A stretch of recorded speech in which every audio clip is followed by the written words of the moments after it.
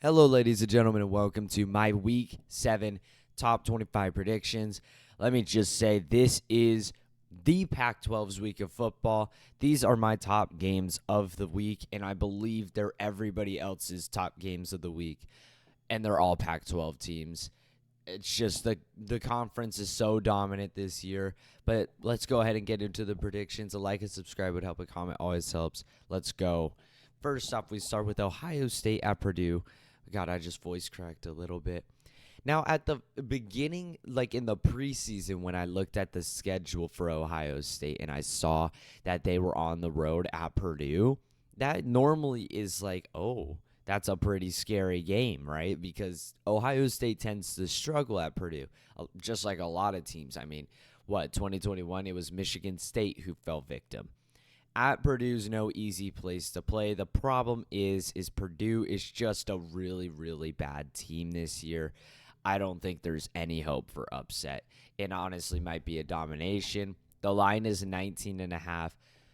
I think Ohio State can definitely cover it. This Ohio State team got a lot of shit at the start of the year for really having a slow start, but they're starting to look like a top 3 team for realsies now. So I don't really think Purdue stands a chance, home field or not. I don't think they've got it. Kansas at Oklahoma State.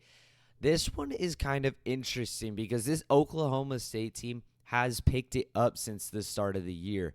They looked awful against Central Arkansas. They looked horrible against ASU. I mean, ASU basically gave Oklahoma State the game by throwing picks and going for stupid fourth downs.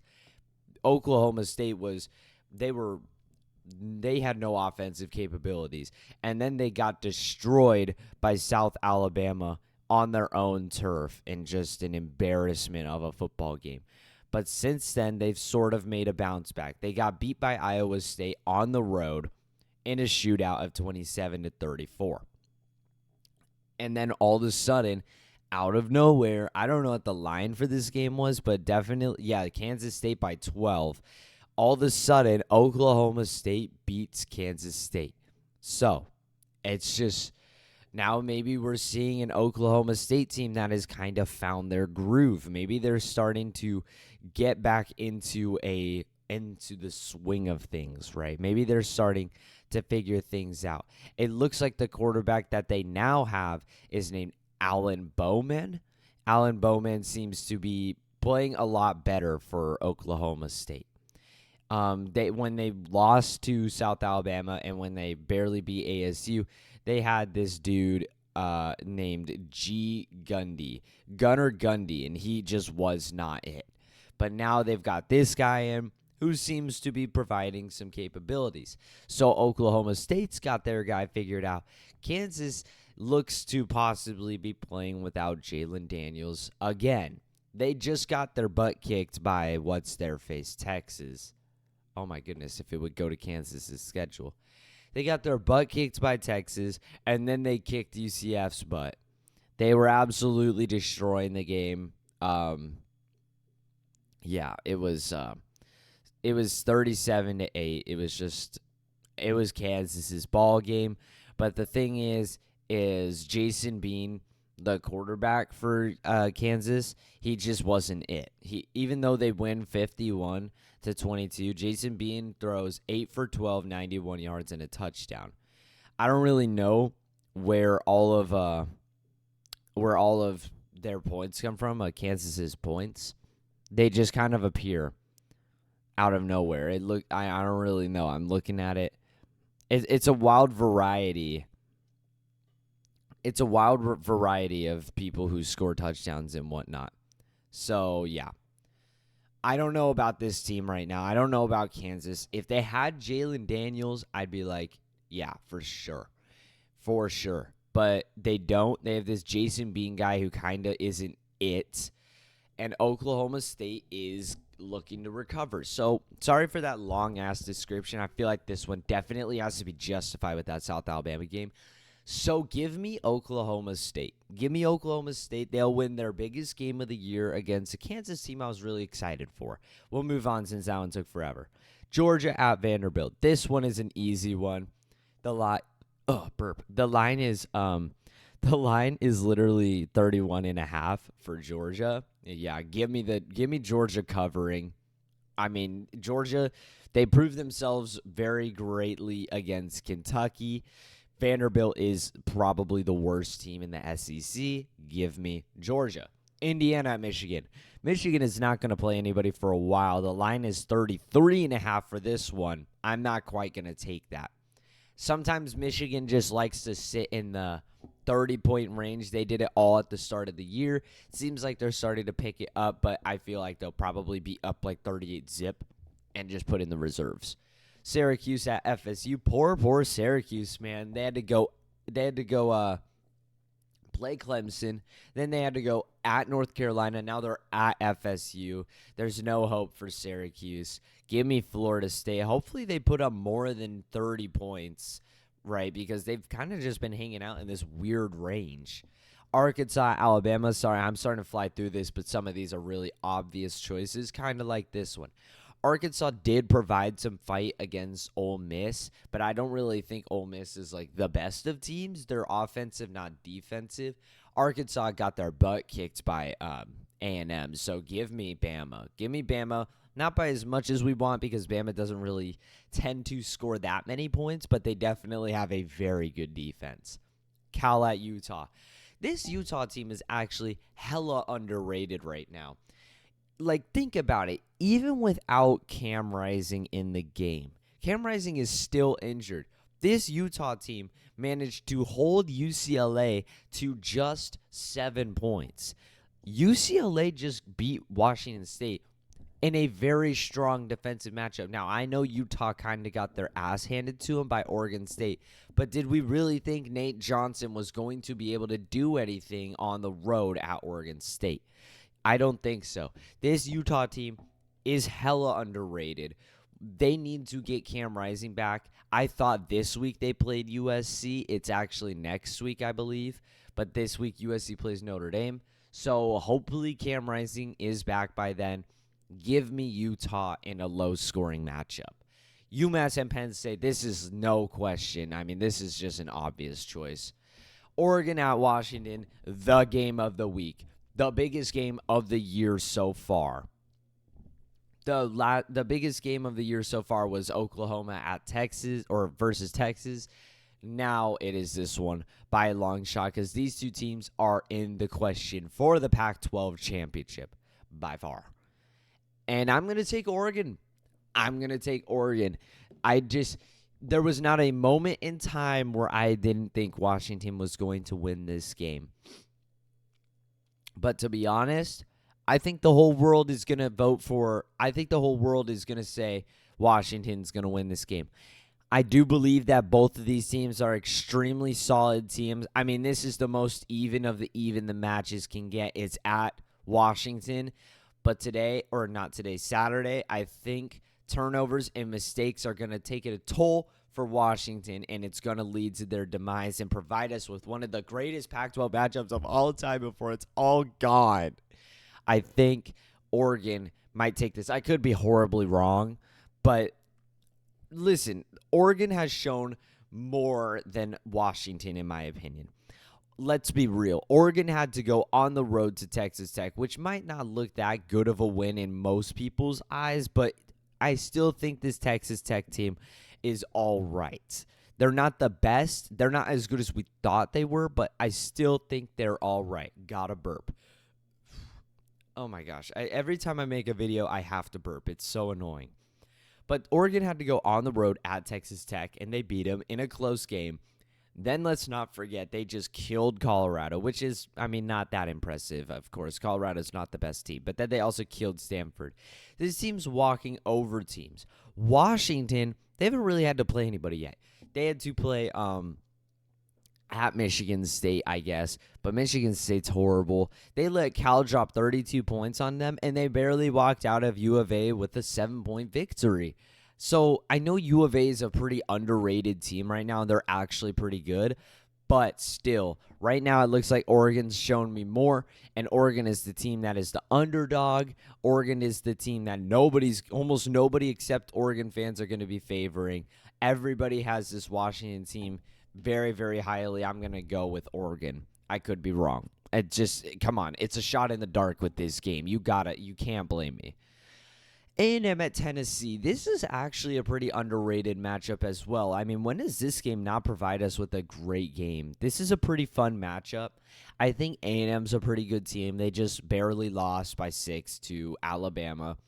But Tennessee got their ass kicked on the road by Florida.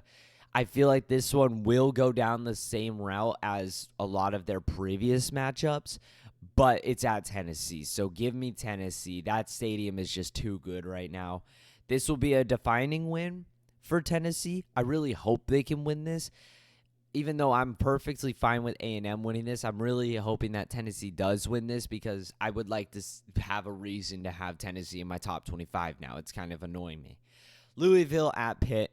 Pitt is awful. I don't know. I was not expecting them to be so bad this year. They're trash. Louisville just beat whatever their face is. Give me Louisville and 35-17. U of A, Washington State. Now, this one is kind of tricky. I think Washington State being favored by 8 is kind of crazy. Oh, God. Now I got to yawn. It's like, why can't I just make a video? U of A at Washington State. I'm just like, U of A right now, they just played Washington 7 points. They just took USC into triple overtime. They've got to go on the road at Washington State. The difference here is, my goodness, it's like, why do I just get a stuffy nose? The difference here is Washington State's coming off of a bad loss to UCLA in a game they did not play strong in. Washington State and Washington State fans are going to want a bounce-back game. Not in the form that they wanted, but they're going to take down a pretty underrated U of A team. Auburn at LSU. Auburn's offense is horrible. LSU's offense is great. I think LSU takes this one out of pure talent and just a better overall team. USC at Notre Dame, another game of the week. Notre Dame's going to want to bounce back, man. They just took an embarrassing loss against Louisville. However, USC just walked out of their own stadium with their pants down against U of A. There's going to be a lot to fight for in this game. I just think Notre Dame's going to be the team that's going to play stronger. Sam Hartman I don't believe he's going to make the same amount of mistakes he made in the Louisville game. I think Notre Dame's going to play more conservative and better football. They're at home. This is ridiculous, dude. I'm literally just having like a body failure right now. USC, I think they're going to get caught up to. Barely beat Colorado. Barely beat U of A. I think they're finally going to lose. Caleb Williams can only carry the team as much as he can. The rest of the team's got to step up, and that just hasn't come close to happening. Give me Notre Dame. Miami at North Carolina. I was thinking about putting this one in our games of the week, but honestly, Miami is just they fell apart last week in North Carolina. I'm going to favor them. I think it'll be a little bit closer. It could be further, but I'm going to say closer. North Carolina is a very good team right now, very underrated, and Miami's got to fix their shit, otherwise they're not winning.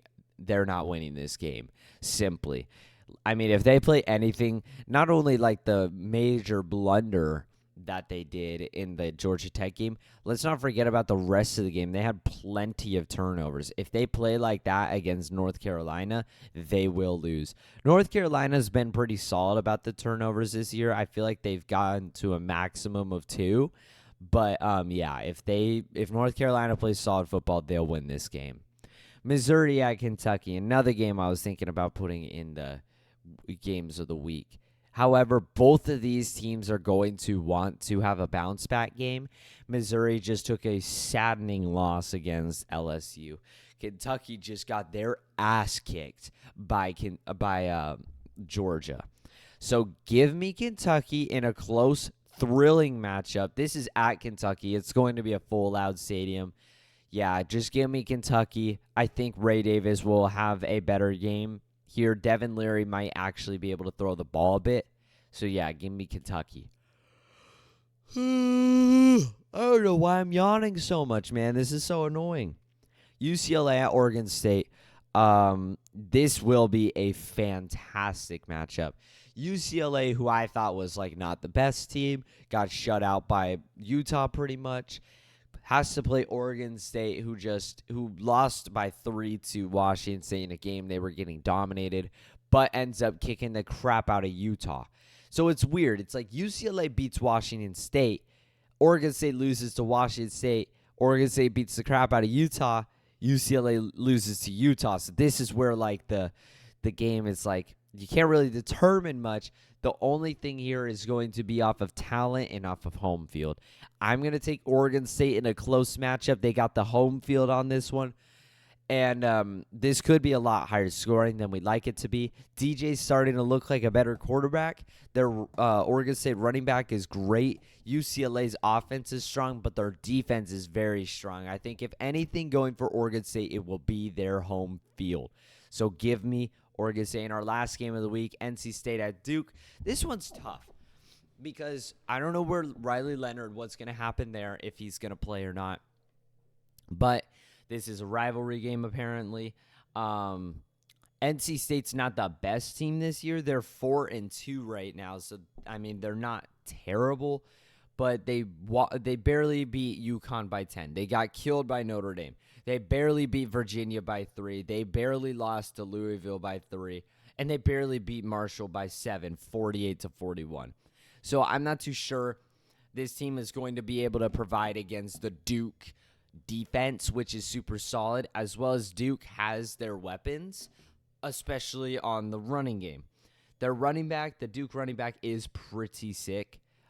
He can get it done. Even though Riley Leonard is the running leader for most of these games, the running back still is able to get it done. If I could find his damn name. Riley Leonard is like the leading carrier every single game, but like I know the running back is somewhere in here, bro. I know he's a good running back. It's just they like to do the read option, I feel like, or just he scrambles. So yeah. I literally cannot find this running back. This is insane. I don't know his name, but he is a pretty good running back. I don't know if Riley Leonard's going to be in it or not, but yeah, my prediction, 14-28. Simply, it's at Duke. It's probably going to be a full stadium again. And that is all for my Week 7 predictions. I hope you guys enjoyed. Like and subscribe and help. A comment always helps about maybe your predictions. I like reading comments and responding, and that's all for me. Adios.